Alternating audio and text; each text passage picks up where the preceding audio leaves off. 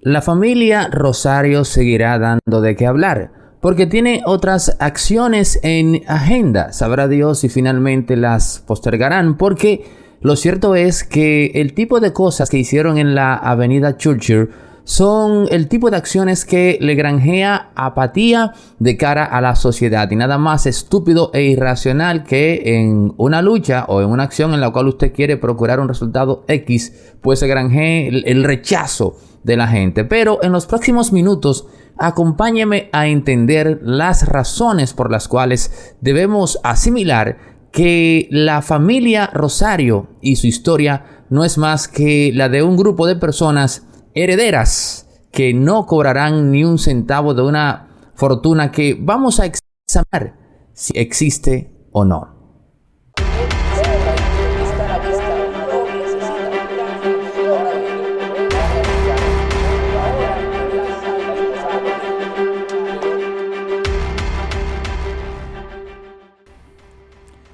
Lo primero que yo quiero que me expliquen, usando la lógica y el sentido común, cómo es que la fortuna de unos compueblanos de Cotuí, o de uno en específico, un tal Jacinto Rosario, es mayor que la de la reina Isabel II de Inglaterra, ya que esta señora tiene una fortuna de unos 470 millones de libras esterlinas, poco más de 500 millones de dólares si lo llevamos a la moneda estadounidense. Pero la reina, por ejemplo, viene cultivando una fortuna desde el año 1265 de la hacienda de Lancaster, que es un terreno que se alquila para eventos o acciones privadas, y que los beneficios, la rentabilidad va directamente a la corona. Pero la misma reina también recibe dinero del Fondo Soberano de Inglaterra, entre un 15 y un 25%, que son tierras también que se alquilan para fines privados.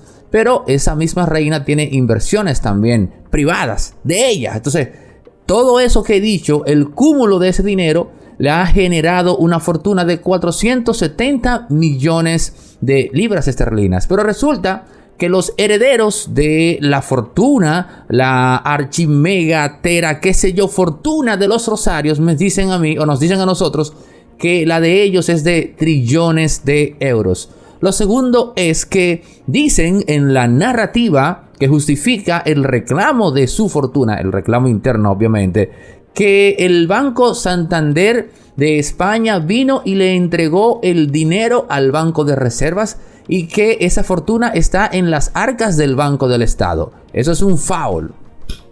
Señores, los bancos europeos, norteamericanos, ingleses, tienen un protocolo. No se manejan de esa forma. Cuando hay un dinero ocioso, es decir, un dinero que no se sabe a quién asignar porque por H o por Y, pues se perdió rastro momentáneo de a quién le toca reclamar esa fortuna. ¿Usted sabe lo que hace uno de esos bancos? Sencillamente inicia una investigación directa de ellos para dar con la persona a la que le toca administrar ese dinero. Y de hecho, yo quiero que usted sepa que esa es una de las bases del capitalismo moderno. Ese tipo de acciones que obligan incluso culturalmente a un banco en un país desarrollado a determinar quién es el heredero cuando no se tiene claro, surge de la época del feudalismo.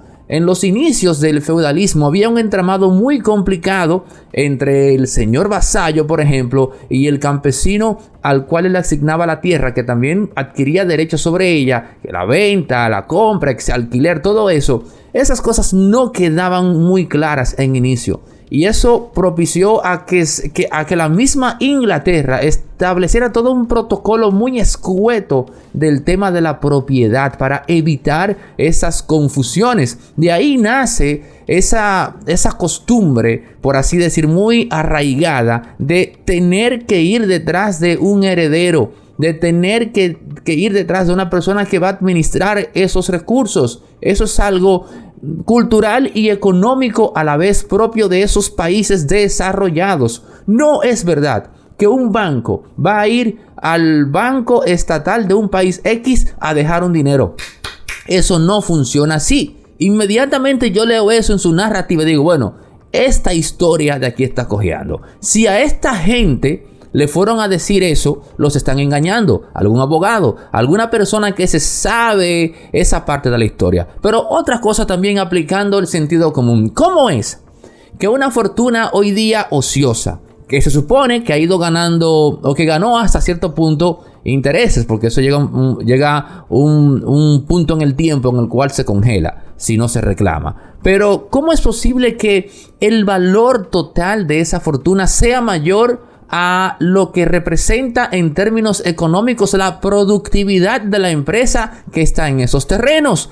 Me refiero nada más y nada menos que a la Barrick Gold. Lo que ellos dicen que vale la fortuna representa con creces o es muy por encima de lo que produce hoy día la Barrick Gold. Porque caramba, díganme que son 100 millones, díganme que son 200 millones. Yo le compro hasta que son 500 millones de dólares, pero no trillones, no trillones. O sea, estamos hablando de que la fortuna que hay ahí, para que usted tenga una idea, vale más que Apple. Apple tiene un valor, yo lo dejé, la última vez que verifiqué, lo dejé en 700 mil millones de dólares. Y resulta que la fortuna de los Rosario, de esos terrenos que ellos dicen donde está la Barrick Gold, vale más. Resulta que esa fortuna ociosa ha producido más dinero que Apple, por así decir. Resulta que esa fortuna vale más que la de Jeff Bezos, que es intermitentemente el hombre más rico del mundo, con una fortuna de más de 100 mil millones de dólares. Amén del divorcio que tuvo en estos días, que le afectó un poco su patrimonio. O sea, son cosas de sentido común que usted no tiene que ser genio de la economía para saber que hay un maco en el tema de esa fortuna. Pero otra cosa que fue muy de poco agrado para mí, señores, es lo siguiente. Ellos dicen que hay un empresario que está entorpeciendo ese proceso.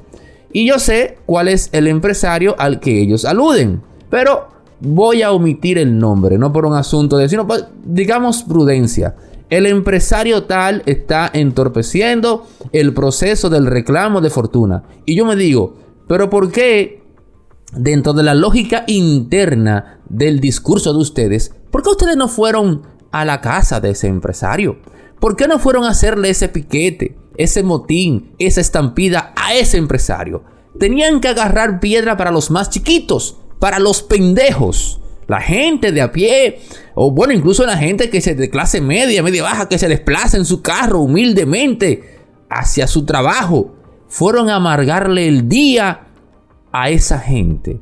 Cogieron piedra para los más chiquitos, ¿no? ¿Por qué no fueron a la casa de ese empresario? Abusadores, por no decir otra cosa. Pero también otro elemento. Ahí había cientos, decenas de cientos de personas reclamando una susodicha fortuna que, dado lo que he explicado, no tiene razón de ser, porque en el monto mismo que ellos reclaman se revela que hay no un maco, un gran maco. Entonces ellos, decenas de cientos varados ahí, el motín, la estampida, pero espérense, y esta cáfila de gente ahí, todos son rosarios. Ahí había mucha gente que tenía el perfil, el perfil de un individuo que es el que se contrata, oigan bien, que es el que se contrata para participar en los mítines políticos. Yo diría, a vuelo de pájaro, por así decir, que muchas de esas personas que fueron a reclamar ahí fueron subcontratadas para ese fin. Y si eso es así, que yo particularmente estoy seguro de que lo fue, estamos hablando de que se trató entonces no de algo espontáneo, no de algo fruto de la indignación de una caterva de personas que, qué sé yo, que está indignada porque entiende que merece algo, que no sé, no. Estamos hablando de que ahí había, qué sé yo, tal vez 40 personas que eran genuinamente apellido Rosario y el resto eran individuos subcontratados. Y si eso fue así, estamos hablando de que entonces hay un cerebro intelectual detrás de ese motín. Y aquí hay un individuo en República Dominicana que se gana la vida orquestando ese tipo de acciones que en publicidad se le llama acción de guerrilla. Y me da la impresión a mí de que ese individuo es el que está detrás de eso. O sea que si eso es finalmente así, estaremos hablando de que la familia Rosario o la parte intelectual que está reclamando una herencia que en lo particular yo, Aneudi Santos, entiende que no existe por las razones que expliqué al inicio de este comentario, esas personas en los próximos días, qué sé yo, semanas, meses, podrían estar haciendo cosas similares. Y esto es para usted que me está escuchando o que me está viendo. No es justo que usted se desplace a su trabajo y se encuentre con ese tipo de cosas desagradables que le amargan el día a cualquiera. Eso no es justo. Tenemos que repudiar eso. Yo quiero que la familia Rosario explique en términos económicos cómo es posible que la fortuna de y disculpen el término, de un carajo a la vela en Cotuí es mayor con creces que la fortuna de la reina Isabel de Inglaterra, la reina Isabel II de Inglaterra. Yo quiero que me expliquen cómo es que una fortuna ociosa vale mucho más en términos magnánimos que lo que cuesta Apple en el mercado mundial.